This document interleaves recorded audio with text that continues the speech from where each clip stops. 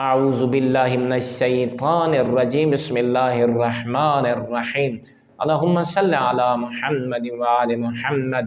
مومنین مسلمین جو زائر مظلوم کربلا ہیں ان کی عظمت کو بیان کرتے ہوئے ایک اہل بیت اطہار کے مطیع اور فرما بردار صحابی وہب ایک روایت بیان کرتے ہیں جو آپ کی خدمت میں عرض کرنا چاہتا ہوں۔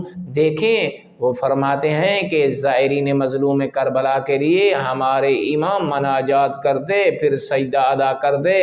جب سجدہ سے مولا ایک دن فارغ ہوئے تو مولا چل رہے تھے، میں ان کے سامنے گیا اور مظلوم کربلا کے زائر کے مقام کو پوچھنے کی کوشش کی تو مولا نے میری طرف دیکھا اور فرمایا اے پیسر وہب، زائر مظلوم کربلا امام حسین علیہ السلام کا اتنا بڑا مقام ہے، بروز قیامت جب معاشر کا دن ہوگا خود رسول اعظم صلی اللہ علیہ وآلہ وسلم چل کر امام مظلوم کربلا کے زائر کو ملنے کے لیے آئیں گے۔